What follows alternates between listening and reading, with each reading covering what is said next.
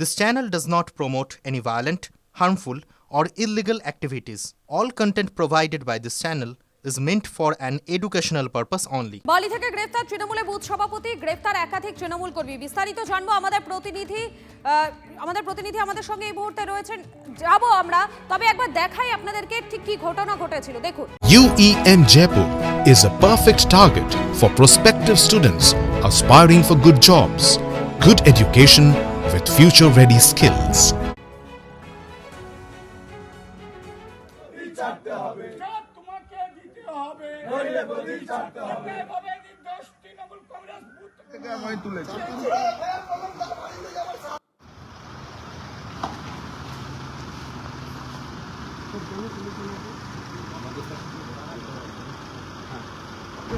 আমার youth president, আপনি ওর টাবার লোকেশন দেখুন। কোনো কিছুই করিনি আমি বাড়িতে মিছিল করে বাড়িতে গেছি, বাড়ি থেকে আমায় তুলেছি।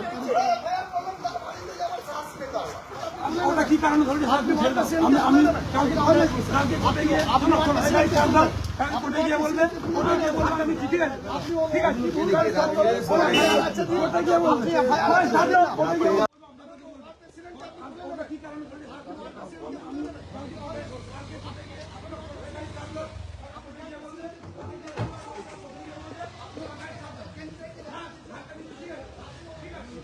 কেন্দ্রের সাথে হাতাহাতি হচ্ছে পুলিশের সমাজনে।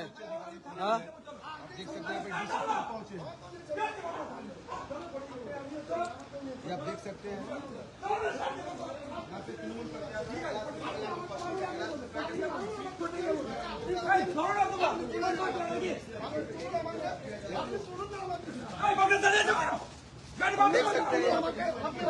পুলিশের সাথে রসাধিক জোরজবরদস্তি করছে পুলিশ রাত্রিবেলা।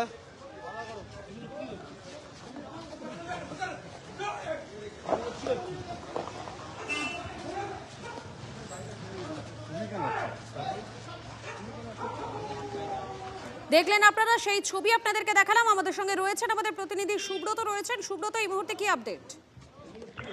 গতকাল গভীর রাতে বালি বিধানসভা কেন্দ্রের বিভিন্ন অঞ্চল থেকে বুথ সভাপতি সহ একাধিক তৃণমূল কংগ্রেসের কর্মী সমর্থকদের তাদেরকে গ্রেপ্তার করা হয়, আটক করা হয়, এমনটাই জানা যাচ্ছে। কেন্দ্রীয় বাহিনী এবং হাওড়া সিটি পুলিশের আধিকারিকরা বালি সতীশ চক্রবর্তী লেন, বালি পুরানো পোস্ট অফিস সহ একাধিক এলাকা থেকে তাদেরকে আটক করে এবং এই ঘটনার খবর পেয়ে ঘটনাস্থলেই পৌঁছে যায় তৃণমূল কংগ্রেস প্রার্থী কৈলাস মিশ্র। তিনি পুলিশের কাছে জানতে চান যে তাদের কর্মী এবং বুথ সভাপতিদের কেন গ্রেপ্তার করা হচ্ছে এবং কোথায় নিয়ে যাওয়া হচ্ছে, এবং সেই ঘটনা কেন্দ্র করে বচসা শুরু হয়। তারপরে কিন্তু ধাক্কাধাক্কি শুরু হয় এবং তারপরেও পুলিশ কিন্তু তাদেরকে গ্রেপ্তার করে নিয়ে যায়। এরপরেও গভীর রাত বা ভোর রাত অবধি কিন্তু বেলুর থানার সামনে অবস্থান বিক্ষোভ করে তৃণমূল কংগ্রেস প্রার্থী কৈলাস মিশ্র। তো কিন্তু তাদের যে তৃণমূল কংগ্রেস কর্মী এবং তার বুথ সভাপতিদের কোথায় অ্যারেস্ট করে রাখা হয়েছে তা কিন্তু জানতে পারা যায়নি। ধন্যবাদ সুব্রত। আপনাদেরকে আরো একবার জানাই, বালি থেকে গ্রেফতার তৃণমূলের বুথ সভাপতি, গ্রেফতার একাধিক তৃণমূল কর্মী। বালির একাধিক জায়গায় কেন্দ্রীয় বাহিনীর অভিযান, পুলিশই ধরপাকড়ের সময় তৃণমূল প্রার্থীর সঙ্গে ধাক্কাধাক্কি এবং বচসা। রাতে বেলুর থানার সামনে অবস্থানে বসেন তৃণমূলের প্রার্থী সহ যারা কর্মী সমর্থকেরা রয়েছেন তারা।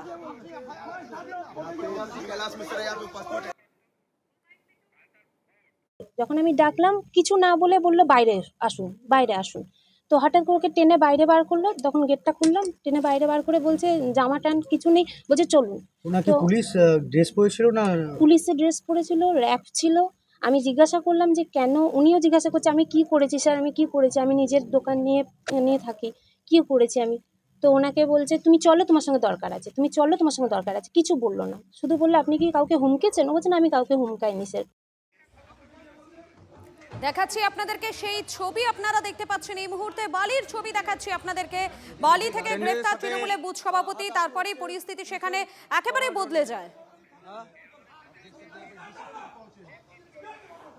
বিজেপির প্রধান মুখপাত্র দেবজিৎ সরকার এই মুহূর্তে আমাদের সঙ্গে রয়েছেন। দেবজিৎ বাবু, বালিতে সেখানে তৃণমূলের বুথ সভাপতিকে গ্রেফতার করা হয়েছে এবং তারপরেই সেখানে একটা বচসা তৈরি হয়।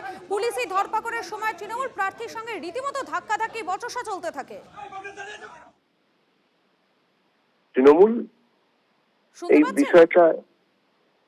তৃণমূল এই বিষয়টা তৃণমূলের মতন করে দেখুক। 15 বছর ধরে এইসব বুথে বুথে মানুষের গণতান্ত্রিক অধিকারকে বাজেয়াপ্ত করেছিল এরা।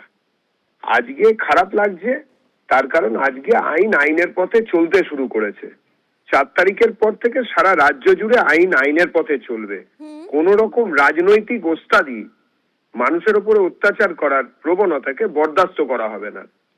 প্রথম পশ্চিমবঙ্গে জনতার সরকার, বাঙালি জনতার সরকার, বিজেপির সরকার আসতে চলেছে।